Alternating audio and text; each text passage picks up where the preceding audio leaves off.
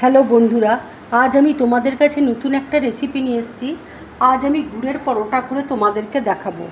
এই গুড়ের পরোটা করতে দেখো আমার কি কি লাগছে, দেখো তোমাদেরকে দেখিয়ে দিচ্ছি।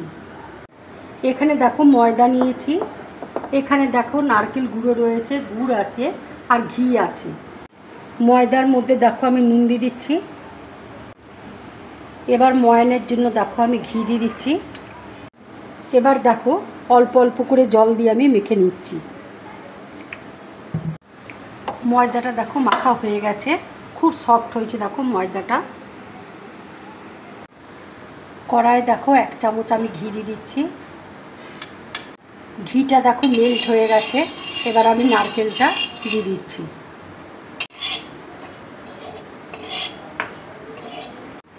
নারকেলটা দেখো ভাজা হয়ে গেছে, খুব সুন্দর একটা গন্ধ বেরোচ্ছে। এবার দেখো আমি গ্যাসটা অফ করে দিচ্ছি। এবার দেখো একটা প্লেটের মধ্যে আমি ঢেলে নিচ্ছি।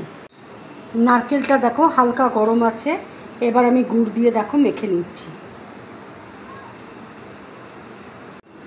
মাখাটা দেখো হয়ে গেছে, গুড়টা দেখো খুব সুন্দর মেল্ট হয়ে গেছে।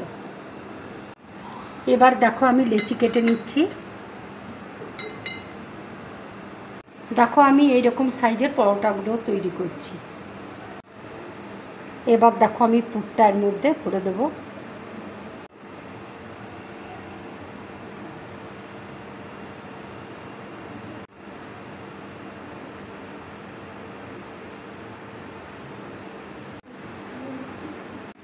এবার দেখো ময়দা দিয়ে আমি বেলে নিচ্ছি।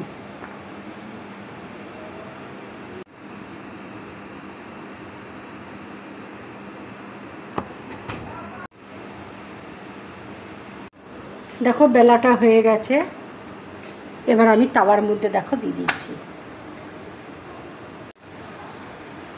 পরোটা দেখো সেঁকা হয়ে গেছে, এবার আমি ঘি দিয়ে দেখো ভেজে নিচ্ছি।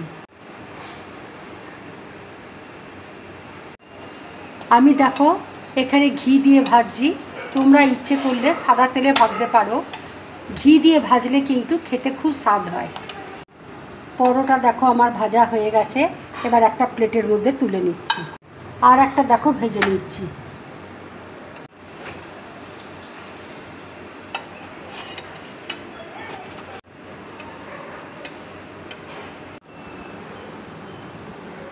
পরোটাগুলো দেখো আমার সব কমপ্লিট হয়ে গেছে।